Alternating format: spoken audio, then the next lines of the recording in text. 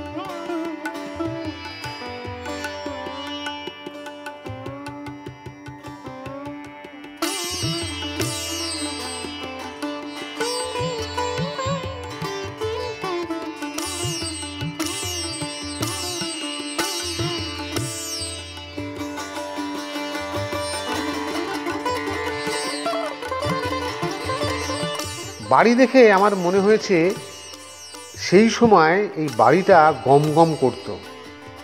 এই বাড়িতে নাকি পালকিও ছিল। বাড়িটার বয়স প্রায় 300 বছরের কাছাকাছি।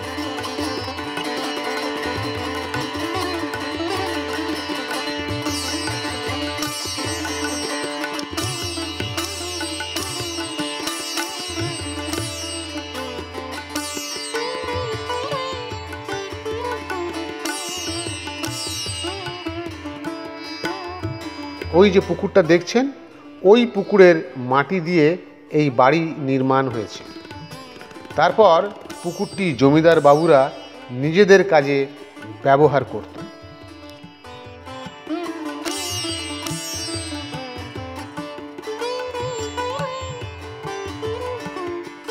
বাড়িটি নির্মাণ করতে বহু সময় লেগেছিল। কত সময় লেগেছিল তার একটা গল্প আছে। এই বাড়ি নির্মাণ করতে মুর্শিদাবাদ থেকে মিস্ত্রিরা এসেছিলেন।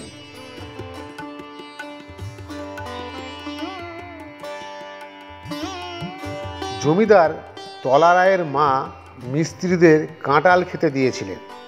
কাঁঠাল খেয়ে মিস্ত্রিরা কাঁঠালের দানা এদিক ওদিক ফেলে দেয়। সেই দানা থেকে গাছ হয়, গাছ বড় হয় এবং কাঁঠাল ধরে। সেই কাঁঠাল নিয়ে মিস্ত্রিরা মুর্শিদাবাদে ফিরেছিলেন। ভাবুন তাহলে কতটা সময় লেগেছিল এই বাড়ি নির্মাণ করতে।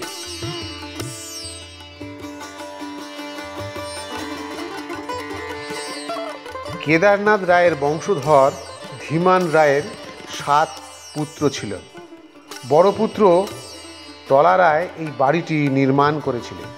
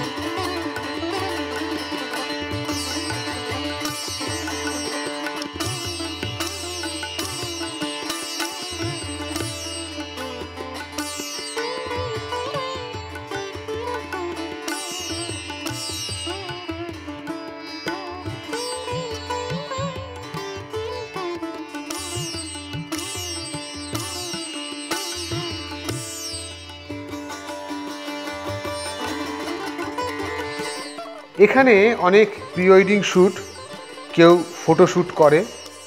ভালো ছবি তুলতে চাইলে আপনাকে এখানে একবার আসতেই হবে। কিভাবে আসবেন তাহলে শুনুন। শিয়ালদা থেকে Ranaghat local, Krishnanagar local, Gede local অথবা শান্তিপুর লোকালে করে আপনাকে নামতে হবে চাকদা স্টেশন।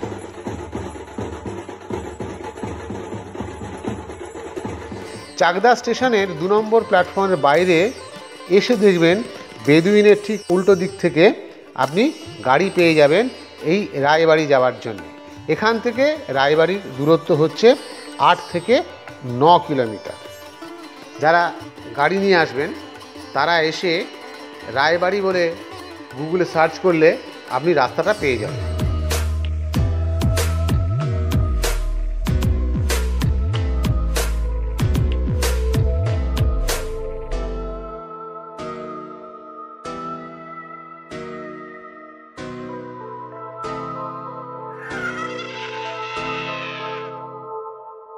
আজ এই পর্যন্ত।